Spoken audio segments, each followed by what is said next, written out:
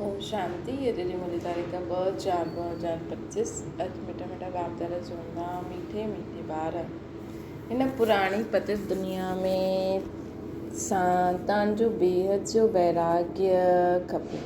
हिन पुराणी पतित दुनिया सां तव्हांजो बेहद जो वैराग्य खपे। श्री तव्हांखे पावन ठहिणो आहे। तव्हांजी चढ़ती कला सां सर्व जो भलो आहे। शू जी तव्हांखे पावन ठहिणो आहे। तव्हांजी चढ़ती कला सां सर्व जो भलो आहे। प्रश्न चइबो आहे आत्मा पंहिंजो ई शत्रु आहे, पंहिंजो ई मित्र आहे। सची मित्रता छा आहे? ये दुनिया में चईंदा आहिनि कि आत्मा पंहिंजो ई शत्रु आहे, पंहिंजो ई मित्र आहे। सची मित्रता छा आहे? उत्तर आहे हिकु बाप जी श्रीमत ते सदा हलंदा रहो। यही सची मित्रता आहे। सची मित्रता आहे हिकु बाप खे यादि करे पावन ठहिणो, बाप सां पूरो वरसो वठिणो आहे। ये पवित्रता करण जी युक्ति बाप ई बतलाईंदा आहिनि।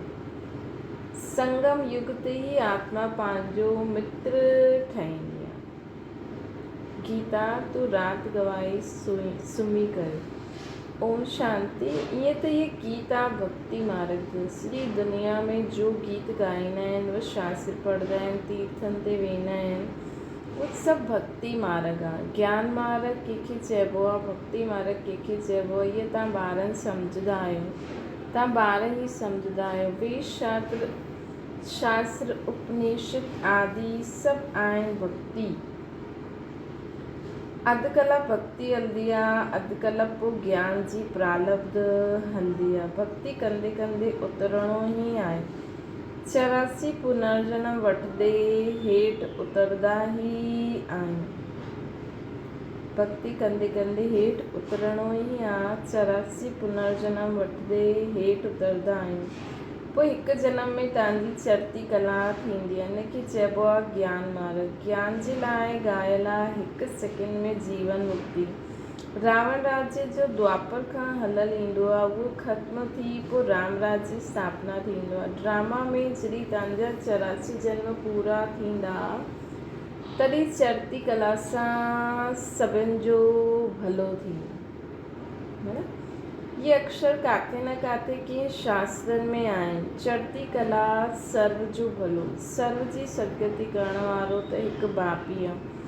सन्यासी उदासी त अनेक प्रकार जा आहिनि। ॾाढा मतांतर आहिनि। जीअं शास्त्रनि में लिखियलु आहे कल्प जी आयु लाखों वर्ष। हाणे शंकराचार्य जी मत निकिती आहे 10,000 वर्ष। उहो चए थो 10,000 वर्ष न, कल्प जी आयु 10,000 वर्ष। केतिरो फ़र्क़ु थी वेंदो न। कोई पोइ चईंदो एतिरा हज़ार कलयुग में आहिनि। अनेक मत। कोई चईंदो एतिरा हज़ार। हाणे कलयुग में त आहिनि अनेक मनुष्य, अनेक मतियूं, अनेक धर्म। सत्युग में त हूंदो ई आहे हिकु मत। इहे बाप वेही था ॿारनि खे सृष्टि जे आदि मध्य अंत जो नॉलेज ॿुधाईंदा आहिनि। इहे ॿुधाइण में बि केतिरो समय लॻंदो आहे न। ॿुधाईंदा ई रहंदा आहिनि। ईअं न चई सघंदा आहिनि पहिरियों छो न इहे सभु ॿुधायो। स्कूल में पढ़ाई नंबरवार थींदी आहे न। नंढा ॿारनि जो ऑर्गन्स नंढा हूंदा आहिनि त उन्हनि खे थोरो ई सिखलाइबो आहे न। पोइ जीअं जीअं ऑर्गन्स वॾा थींदा वेंदा आहिनि, बुद्धि जो तालो खुलंदो वेंदो आहे, पढ़ाई धारण कंदा वेंदा आहिनि। नंढा ॿारनि जी बुद्धि में कुझु धारण थी न सघे। वॾा थींदा आहिनि त पोइ बैरिस्टर, जज आदि ठहींदा आहिनि। इन्हनि में बि ईअं आहे, कोई जी बुद्धि में धारणा सुठी थींदी आहे। बाप चईंदा आहिनि मां आयो आहियां पतितनि खे पावन ठाहिण। त हाणे पतित दुनिया सां वैराग्य हुजणो खपे, है न। आत्मा पावन ठहे त पोइ पतित दुनिया में रही न सघे न। आत्मा पावन थी वेंदी पोइ पतित दुनिया में माण्हू रही न सघंदो। पतित दुनिया में आत्मा बि पतित आहे, मनुष्य बि पतित आहे। पतित दुनिया में आत्मा बि पतित आहे त मनुष्य बि पतित आहे न। पावन दुनिया में मनुष्य भी पावन, पतित दुनिया में मनुष्य भी पतित। ये आए रावण राज्य यथा राजा रानी तथा प्रजा। ये सॼो ज्ञान बुद्धि में सम्झण जो आहे। हिन समय सभिनि जी बाप सां विपरीत बुद्धि आहे। तव्हां ॿारनि त बाप खे यादि कंदा आहियो। अंदरि में बाप जे लाइ प्यार आहे न, आत्मा में बाप जे लाइ प्यार आहे, रिगार्ड आहे। छो जी बाप खे ॼाणंदा आहिनि न। हिते तव्हां सम्मुख आहियो, शिव बाबा सां ॿुधो था। उहो मनुष्य सृष्टि जो बीज रूप ज्ञान जो सागर, प्रेम जो सागर, आनंद जो सागर। गीता ज्ञानदाता परम पिता परमात्मा त्रिमूर्ति शिव परमात्मा वाच्य हूंदो आहे। त्रिमूर्ति अक्षर ज़रूरु विझणो पए। छो जी त्रिमूर्ति जो गायन आहे न, ब्रह्मा द्वारा स्थापना त ज़रूरु ब्रह्मा द्वारा ई ज्ञान ॿुधाईंदासीं न। श्री कृष्ण त ईअं चईंदो न कि शिव भॻवान वाच्य। प्रेरणा सां कुझु थींदो न आहे न, उन्हनि में शिव बाबा जी प्रवेशता थी सघंदी आहे। शिव बाबा त पराए देश में ईंदा आहिनि। सत्युग त श्री कृष्ण जो देश आहे, त ॿिन्हिनि जी महिमा अलॻि अलॻि आहे। मुख्य ॻाल्हि इहा आहे, सत्युग में गीता त कोई पढ़ंदो ई न आहे। भक्ति मार्ग में त जन जन्मांतर गीतायूं पढ़ंदा आहिनि, शास्त्र पढ़ंदा आहिनि। भक्ति मार्ग में, ज्ञान मार्ग में त उहो न थी सघे। भक्ति मार्ग में ज्ञान जी ॻाल्हियूं न हूंदियूं आहिनि। हाणे रचता बाप, हुन जी रचना जे आदि मध्य अंत जो ज्ञान बाबा अची करे ॾींदा आहिनि। मनुष्य त रचता थी न सघे न। मनुष्य चई न सघे कि मां रचता आहियां। बाबा ख़ुदि चईंदा आहिनि, मां मनुष्य सृष्टि जो बीज रूप आहियां। मां ज्ञान जो सागर आहे, प्रेम जो सागर आहे, सर्व जो सदगति दाता आहिनि। श्री कृष्ण जी महिमा ई अलॻि आहे। त इहो पूरो कॉन्ट्रास्ट लिखणो खपे, जो मनुष्य पढ़ण सां झटि सम्झी वञनि कि गीता जो ज्ञानदाता श्री कृष्ण न आहे। हिन ॻाल्हि खे त स्वीकार करनि। जॾहिं इहा ॻाल्हि स्वीकार करनि तॾहिं तव्हां सम्झो जीत पाती। त उन्हनि खे सभु ईअं कॉन्ट्रास्ट करे ॿुधायो कि गीता शिव बाबा ॿुधाई आहे, न कि श्री कृष्ण अलॻि आहे, परमात्मा अलॻि आहे। मनुष्य श्री कृष्ण जे पिछाड़ी केतिरो हैरान थींदा आहिनि। जीअं शिव जे भॻत शिव जे लाइ गलो कटण लाइ तयारु थी वेंदा आहिनि। बसि असांखे त शिव वटि वञिणो आहे। वैसे उहे सम्झंदा आहिनि श्री कृष्ण वटि वञिणो आहे, परंतु श्री कृष्ण वटि त वञी न सघनि। श्री कृष्ण वटि बलि चढ़ण जी ॻाल्हि न थींदी आहे। देवियुनि वटि बलि चढ़ंदा आहिनि, देवताउनि वटि कॾहिं न चढ़ंदा, है न। इहे बि ॾिसो, देवियुनि वटि चढ़ंदा आहिनि, देवताउनि वटि न चढ़ंदा आहिनि। तव्हां देवियूं आहियो न, तव्हां शिव बाबा जा ठहिया आहियो, त शिव बाबा ते बलि चढ़ंदा आहियो न। तन मन धन बलि चढ़ाईंदा आहियो। ॿियो कोई ॻाल्हि ई न आहे। इन करे शिव ऐं देवियुनि ते बलि चढ़ाईंदा आहिनि। हाणे बि ॾिसो, बाबा जे ज्ञान में कई बार त शिव बाबा सां डायरेक्ट या बाबा के ब्रह्मा तन द्वारा निराकार के यादि करे सघंदा आहिनि। लेकिन काथे काथे हुननि जो न शिव बाबा सां बुद्धि योग न छुटंदो आहे, त उहो दीदी कंदा रहंदा आहिनि। दीदी दादी, वैसे ब्रह्मा भी मां ही आहे। हाणे गवर्नमेंट शिव काशी ते बलि चढ़ाइण बंदि करे छॾियो अथनि। हाणे उहा तलवार ई न आहे। भक्ति मार्ग में जो आपघात कंदा आहिनि, उहो बि जीअं पाण सां गॾु शत्रुता करण जो उपाय आहे, मित्रता करण जो हिकु उपाय ई आहे। आपघात कंदा आहिनि भक्ति मार्ग में, उहो बि जीअं पाण सां गॾु शत्रुता आहे। भक्ति मार्ग में ये जो पाण सां गॾु शत्रुता करण जो उपाय आहे। मित्रता करण जो हिकु ई उपाय आहे जो बाप बतलाईंदा आहिनि। पावन ठही करे बाप सां पूरो वरसो वठो। है न। हिकु बाप जी श्रीमत ते हलंदा रहो त मित्रता छा आहे, उहो त शत्रुता आहे, पंहिंजे पाण खे ई शरीर खे ई घात करे छॾियो। मित्रता छा आहे, पावन ठही करे बाप सां पूरो वरसो वठो, इहे ई मित्रता आहे। हिकु बाप जी श्रीमत ते हलंदा रहो, इहे ई मित्रता आहिनि। चईंदा आहिनि जीव आत्मा पंहिंजो ई शत्रु आहे, पोइ बाप अची करे ज्ञान ॾींदा आहिनि त जीव आत्मा पंहिंजो मित्र ठही वेंदी आहे, मतिलबु शरीर ऐं आत्मा पवित्र ठही बाप सां वरसो वठंदी आहे। संगम युग ते हर हिकु आत्मा खे बाप अची करे मित्र ठाहींदा आहिनि। आत्मा पंहिंजो मित्र ठहींदी आहे, श्रीमत मिलंदी आहे त सम्झंदा आहिनि असां बाप जी मत ते हलंदासीं, पंहिंजी मत ते अधु कलाक हलियासीं न। हाणे श्रीमत ते सदगति खे पाइणो आहे, इन में पंहिंजी मत हली न सघे। बाप त सिर्फ़ु मत ॾींदा आहिनि, तव्हां देवता ठहिण आया आहियो, हिते सुठा कर्म कंदव त ॿिए जन्म में बि सुठो फल मिलंदव, अमर लोक में। इहे त आहे मृत्यु लोक, इहे राज बि तव्हां ॿार ई ॼाणंदा आहियो, सो बि नंबरवार। कोई जी बुद्धि में सुठी रीति धारणा थींदी आहे, कोई धारणा न करे सघंदा त पोइ हिन में टीचर छा करे सघंदो। टीचर सां कृपा व आशीर्वाद मांगदा छा, टीचर त पढ़ाई करे पंहिंजे घर हली हलंदो न, हली वेंदो। स्कूल में पहिरियों ख़ुदा जी बंदगी अची करे कंदा आहिनि, हे ख़ुदा असां वटि, हे ख़ुदा असांखे पास कराए जो, पोइ असां भोग लॻाईंदासीं तव्हांखे। भॻवान खे चईंदा आहिनि कि असांखे पास कराए छॾिजां त असां भोग लॻाईंदासीं। ॾिसो बसि माण्हुनि खे, ॿारनि खे बि दिमाग़ में छा आहे, बसि पास थियणो, मार्क्स अचणा खपनि। इहे दिमाग़ में विझणो खपे न कि असां हिन साल जो बि पढ़ूं था उहो असांजे दिमाग़ में सुठी रीति सम्झ में अची वञे, है न। एॾा अंग्रेजी जे किताब माण्हू पढ़नि था त बि शब्द ॾिसो कहिड़ा था ॻाल्हाइनि।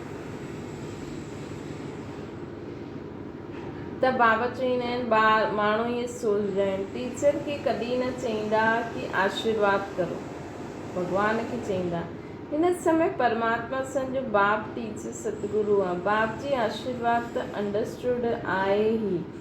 बाप ॿारनि खे चाहींदा आहिनि ॿार ईंदो त असां हुनखे धन ॾियूं, त इहे आशीर्वाद थी न, इहे बि हिकु क़ाइदो आहे। ॿारनि खे बाप सां वरसो मिलंदो आहे। हाणे त तमो प्रधान ई थींदा वेंदा आहिनि, जीअं बाप ओड़ो ॿार, दिन प्रतिदिन हर चीज़ तमो प्रधान थींदी वेंदी आहे, है न। त ॾिसो दुनिया में हाणे माण्हू तमो प्रधान ई थींदा था वञनि, तत्व बि तमो प्रधान थींदा वेंदा आहिनि। इहा आहे ई दुखधाम, इहा आहे ई दुखधाम। बाबा चवनि था 40,000 वर्ष हाणे ॿियो आयु थिए त छा हाल थींदो मनुष्य, न। मनुष्य जी बुद्धि बिल्कुलु ई तमो प्रधान थी वई आहे। हाणे तव्हां ॿारनि जी बुद्धि में बाप सां गॾु योग लॻाइण सां रोशनी ईंदी आहे। बाप चईंदा आहिनि जेतिरो यादि में रहंदा ओतिरो लाइट वधंदी वेंदी, यादि सां आत्मा पवित्र थींदी वेंदी आहे, लाइट वधंदी वेंदी आहे। यादि ई न कंदव त लाइट मिलंदी ई न, यादि सां लाइट वृद्धि खे पाईंदी आहे। यादि न कयो, ॿियो कोई विक्रम करे वरितव त लाइट कम थी वेंदी। अगरि यादि बि न कयो, विक्रम करे छॾियो त लाइट कम थी वेंदी। तव्हां पुरुषार्थ कंदा आहियो सितो प्रधान ठहिण जो, इहा ॾाढी सम्झण जी ॻाल्हि आहे। यादि सां ई तव्हांजी आत्मा पवित्र थी वेंदी, यादि सां ई तव्हांजी आत्मा पवित्र थी वेंदी। तव्हां लिखी बि सघंदा आहियो, इहे रचयिता ऐं रचना जो ज्ञान श्री कृष्ण न ॾेई सघंदो, उहो त प्रालब्ध आहे। इहे बि लिखी ॾियणो खपे कि 84वें अंतिम जन्म में श्री कृष्ण जी आत्मा वरी खां ज्ञान वठे थी, पोइ फर्स्ट नंबर में ईंदी। त कहिड़ो वंडरफुल ज्ञान आहे, कहिड़ो असां कॉन्फिडेंस सां चईंदा आहियूं। कॾहिं वीचार करो कि बाबा असांखे चवनि था श्री कृष्ण जी आत्मा हिते ई आहे ऐं वापसि पढ़ाई थी पढ़े। भला असांजी बुद्धि कीअं हुनखे सुठी रीति एक्सेप्ट करे वरितईं। हिकु बारी बाबा चयईं ऐं हा, ऐं जेका माण्हू असांजे कुल जा न आहिनि उन्हनि जो रिएक्शन छा हूंदो? जीअं सोचो अज्ञान काल में जीअं त बाबा मिलिया, असां उन कुल जी आत्मा आहियूं त असांजी बुद्धि झटि एक्सेप्ट करे छॾियईं। मतिलबु अज्ञान काल में कोई हाणे कोई साधु संत जंहिंजा फॉलोअर्स आहिनि, अगरि कोई चवंदो न इहे त असांजो भॻवानु आहे, भॻवानु, असांखे कोई चए असां मञूं? असां मञूं ई न। लेकिन दुनिया में एॾा साधु संत सन्यासी आहिनि जंहिंजा फॉलोअर्स बसि उन्हनि जो ई चित्र रखी उन्हनि खे भॻवानु सम्झी करे बसि सॼो पंहिंजो जीवन ईअं ई उन्हनि जी सेवा में ई बिताए ॾींदा आहिनि। त असांखे लॻंदो आहे न भई इहे जीवन खे ख़राबु था करनि। हूअं ई जॾहिं असां चईंदा आहियूं त जेके असांजे कुल जी आत्मायूं न हूंदियूं उहे बि सोचदियूं न इहे छा पिए चवनि।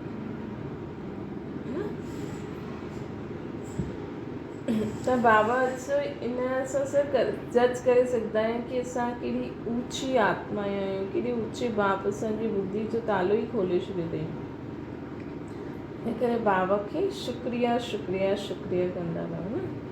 हिन वटि त उहो देहधारियुनि खे ई भॻवानु मञंदा आहिनि। हिते त असांखे निराकार चए थो न, त हिते निराकार परमात्मा शिव बाबा असांखे चवनि था।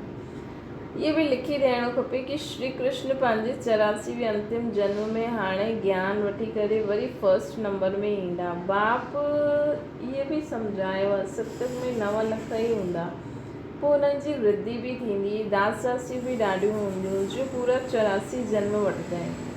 मतिलबु दास दासी बि अहिड़ियूं ॾाढियूं हूंदियूं जो पूरा ॾिसो हिकु श्री कृष्ण जॾहिं जन्म वठंदो है न, त हुन सां गॾु जेका हुनजा क्लासमेट हूंदा उहो बि हुन खां पोइ जन्म वठंदा, राधे बि जन्म वठंदी हुनजी क्लासमेट।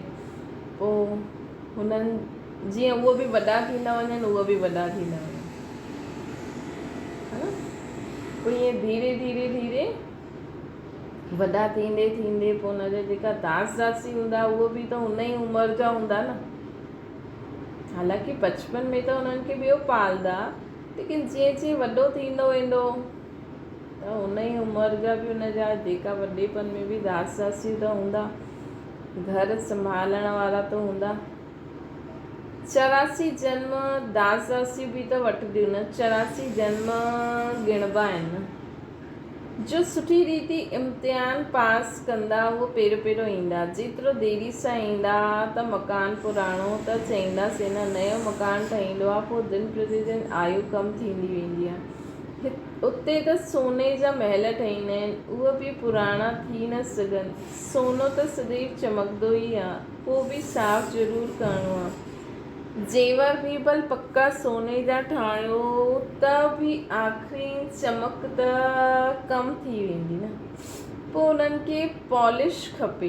तव्हां ॿारनि खे सदैव इहा ख़ुशी रहणी खपे कि असां नई दुनिया में वेंदा आहियूं। हिन नर्क में इहे अंतिम जन्म आहे। हिन अखियुनि सां जो ॾिसंदा आहियो ॼाणंदा आहियो इहे पुराणो दुनिया पुराणो शरीर आहे। हाणे असांखे सतयुग नई दुनिया में नयो शरीर वठिणो आहे। हिन अखियुनि सां जो बि ॾिसंदा आहियो ॼाणंदा आहियो इहे पुराणी दुनिया पुराणो शरीर आहे। हाणे असांखे सतयुग में नई दुनिया में नयो शरीर वठिणो आहे। सतयुग की नई दुनिया में नयो शरीर वठिणो आहे। 5 तत्व बि नया हूंदा। ईअं वीचार सागर मंथन कंदा रहो। अगरि तव्हांजे शरीर में कुझु दुख आहे न त सोचो बसि हाणे त इहो पुराणो शरीर पुराणे तत्वनि सां ठहियलु आहे, जीअं तीअं हिन में समय कढणो, पोइ त असांखे नयो शरीर मिलंदो। ईअं वीचार सागर मंथन हलंदो रहे।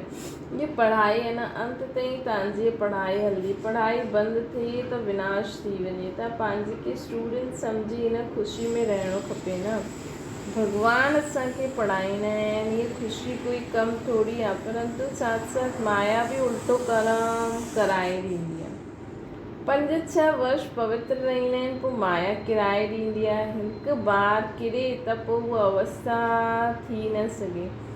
असां किरिया आहियूं त उहा घृणा ईंदी आहे न, भले वापसि उहा अचनि था, पापा चईंदा आहिनि वापसि अचे त चलो ठीकु आहे, पर थोरे समय खां पोइ अलाउ कबो आहे, लेकिन त बि उहा अंदरि त उहा घृणा ईंदी। हाणे तव्हां ॿारनि खे सॼी स्मृति रखणी आहे, हिन जन्म में जो पाप कया, हर हिकु आत्मा खे पंहिंजे जीवन जो त पतो ई आहे। कुझु कोई मंद बुद्धि, कोई विशाल बुद्धि हूंदा आहिनि, नंढेपण जी हिस्ट्री यादि त रहंदी आहे न। ये बाबा भी नंढेपण जी हिस्ट्री ॿुधाईंदा आहिनि न। बाबा खे वो मकान आदि भी यादि आहे, परंतु हाणे त उते बि सभु नया ठही विया हूंदा। 6 वर्ष खां वठी करे पंहिंजी जीवन कहानी यादि रहंदी आहे। अगरि भुलिजी जाओ त डल बुद्धि चईंदासीं। बाबा चईंदा पंहिंजी जीवन कहानी लिखो। लाइफ जी ॻाल्हि आहे न, मालूम पवंदो आहे लाइफ में केतिरा चमत्कार थिया हुया। गांधी, नेहरू आदि बि केतिरा वॾा वॾा वॉल्यूम्स ठाहींदा आहिनि न उन्हनि जा। लाइफ त वास्तव में तव्हांजी ॾाढी वैल्यूबल आहे, वंडरफुल लाइफ आहे न। ये मोस्ट वैल्यूबल जीवन आहे, इन्हनि जो मूल्य कथन न करे सघिबो आहे। हिन समय तव्हां ई सर्विस कंदा आहियो। ये लक्ष्मी नारायण कुझु बि सर्विस न कंदा आहिनि। तव्हांजी लाइफ ॾाढी वैल्यूबल आहे, जबकि ॿियनि जो बि अहिड़ो जीवन ठाहिण जी सर्विस कंदा आहियो, जबकि ॿियनि जो बि अहिड़ो जीवन ठाहिण जी सर्विस कंदा आहियो, त तव्हांजी लाइफ केॾी वैल्यूबल थी वई न, कि तव्हां ॿियनि जी बि सर्विस करण जे लाइ, ॿियनि जो बि जीवन ठाहिण लाइ सर्विस कंदा आहियो। जो सुठी सर्विस कंदा आहिनि उहे ॻाइण लाइक़ु हूंदा आहिनि। वैष्णव देवी जो बि मंदरु आहे न। हाणे त सच्चा वैष्णव ठहींदा आहियो। हाणे त सच्चा वैष्णव ठहींदा आहियो। वैष्णव माना जो पवित्र आहे। हाणे तव्हांजो खान पान बि वैष्णव आहे। पहिरियों नंबर जी विकार में त तव्हां वैष्णव पवित्र ई आहियो न। जगदम्बा जा इहे सभु ॿार ब्रह्म कुमार कुमारियूं आहिनि। ब्रह्मा ऐं सरस्वती, बाक़ी ॿार उन्हनि जी संतान। नंबरवार देवियूं बि आहिनि जंहिंजी पूजा थींदी आहे। बाक़ी एतिरी बुझायूं आदि हूंदियूं न आहिनि, उहे सभु आहिनि फालतू। तव्हां ॾाढनि खे आपसमान ठाहींदा आहियो, बुझायूं ॾेई छॾींदा आहियो। ब्रह्मा खे बि 100 भुजा वारो आहे, 1000 भुजा वारो ॾेखारींदा आहिनि। इहे सभु भक्ति मार्ग जी ॻाल्हियूं आहिनि। तव्हांखे पोइ बाप चईंदा आहिनि दैवी गुण बि धारण करणा आहिनि। कंहिंखे बि दुख न ॾियो, कंहिंखे उल्टो सुल्टो रास्तो ॿुधाए सत्यानाश न करो। हिकु ई मुख्य ॻाल्हि सम्झाइणी आहे कि बाप ऐं वर्चे खे यादि करो। हिकु ई मुख्य ॻाल्हि उन्हनि खे ॿुधाइणी आहे कि बाप ऐं वर्चे खे यादि करो। ज़्यादा टिक में बि न वञिजे। सिंपल चओ, ॾिसो हाणे कलयुग जी दुनिया आहे, हाणे कलयुग बदिली करे सतयुग अचिणो आहे, त दुनिया त बदिलणी आहे, है न। त कलयुग जी दुनिया खां सतयुग जी दुनिया ठाहिण लाइ परमात्मा हिन सृष्टि ते आया आहिनि। उहे असांखे वरसो ॾियनि था। तव्हांखे वठिणो आहे त वठो, है न। ईअं बि असां चई सघंदा आहियूं कि भई माण्हू चए ॾाढो दुख आहे, चओ हाणे त भॻवानु नई दुनिया ठाहे थो, है न। माण्हू दुख जे समय त कंहिंखे कुझु बि ॿुधायो न त मञी वेंदा। जे बीमारी जे समय डॉक्टर उन्हनि खे कुझु बि चए त मञी वेंदा आहिनि न। ईअं अच्छा, मीठी मीठी सिकिल जे ॿारनि प्रति माता पिता बाप दादा जो यादि, प्यार ऐं गुड मॉर्निंग। रूहानी बाप जी सभिनि रूहानी ॿारनि खे नमस्ते। असांजी बि रूहानी माता पिता बाप दादा खे यादि, प्यार, गुड मॉर्निंग ऐं नमस्ते। धारणा जे लाइ मुख्य सार, गायन व पूजन योग्य ठहिण लाइ पक्को वैष्णवी थियणो। खान पान जी शुद्धि सां गॾु पवित्र बि रहणो। हिन वैल्यूबल जीवन में सर्विस करे ॾाढनि जो जीवन श्रेष्ठ ठाहिणो। ॾाढनि जो जीवन श्रेष्ठ ठाहिणो। ॿियो आहे बाप सां गॾु अहिड़ो योग रखिणो आहे जो आत्मा में लाइट वधंदी वञे। कोई भी विक्रम करे लाइट के कम न करो। पाण सां गॾु मित्रता करणी आहे। शरीर ऐं आत्मा खे पाण सां हिक ॿिए सां मित्रता रखणी आहे। वरदाना स्वस्थिति जी सीट ते स्थित रही परिस्थितियुनि ते विजय प्राप्त करण वारा मास्टर रचयिता ठहो। कोई भी परिस्थिति प्रकृति द्वारा ईंदी आहे, इन करे परिस्थिति रचना स्वस्थिति वारो रचयिता आहे। परिस्थिति रचना है, स्वस्थिति वारो रचयिता है। मास्टर रचता वो मास्टर सर्वशक्तिवान कभी भी हार न खाई सकते। परिस्थिति रचना है और असां स्वस्थिति वारा रचयिता आहियूं। त मास्टर रचता ऐं मास्टर सर्वशक्तिवान कॾहिं बि हार न खाई सघंदो। असंभव। अगर कोई पंहिंजी सीट छॾे वठंदो आहे त हार थींदी आहे। सीट छॾण खां शक्तिहीन थियणु, है ना। खुदि सदा यादि रखो कि मां आत्मा शक्तिशाली आत्मा आहियां, मां रचयिता आहियां। ये जो भी परिस्थिति आई आहे मां उनखे चेंज करे सघंदी आहियां, है ना। सीट जे आधार ते शक्ति स्वतः ई ईंदियूं। जो सीट जे हेठि वेंदा आहिनि उन्हनि खे माया जी धूल लॻी वेंदी। जो सीट जे हेठि वेंदा आहिनि मतिलबु जो ख़ुदि खे शक्तिहीन सम्झंदा आहिनि, हुन प्रॉब्लम जे वश थी वेंदा आहिनि त उहा हुननि खे माया जी धूल लॻी वेंदी आहे। बाप दादा जा लाडला मर्जी व जनमदारी ब्राह्मण कॾहिं देह अभिमान जी मिट्टी में खेले न सघंदा। बाप दादा जा लाडला मर्जी व जन्मधारी ब्रह्मण आत्मायूं कॾहिं भी देह अभिमान जी मिट्टी सां न खेलता। स्लोगन आहे दृढ़ता कड़े संस्कारनि की भी मोम जी तरह पिघलाए ॾींदी। दृढ़ता कड़े संस्कारनि की भी मोम जी तरह पिघलाए ॾींदी आहे। अव्यक्त इशारो कंबाइंड रूप जी स्मृति सां सदा विझी रहो। जीअं ज्ञान स्वरूप थिया आहियो ईअं स्नेह स्वरूप ठहो। ज्ञान ऐं स्नेह, है ना। ज्ञान ऐं स्नेह कंबाइंड हुजे। जी ज्ञान बीज आहे, पाणी स्नेह आहे। अगरि बीज खे पाणी न मिलंदो त फल न ॾेई सघंदासीं न। ज्ञान सां गॾु गॾु दिलि जो स्नेह हुजे त प्राप्ति जो फल मिलंदो, है ना। ज्ञान सां गॾु गॾु दिलि जो स्नेह हुजे त पोइ प्राप्ति जो फल मिलंदो माण्हू।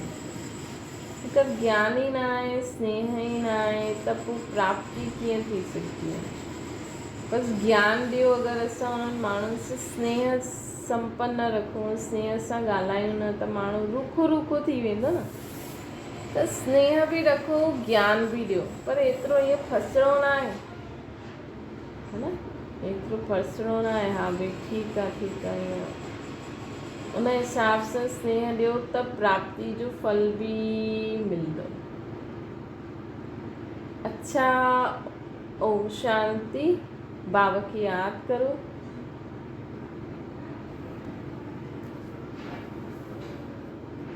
अॼु बाबा असांखे चयईं कि आत्मा ऐं शरीर ॿई मित्र कीअं ठहनि। इहे बाबा असांखे ॿुधायईं कि बाप जी यादि रहनि, पवित्र रहनि ऐं पूरो वरसो वठणु, इहे ई मित्रता आहे।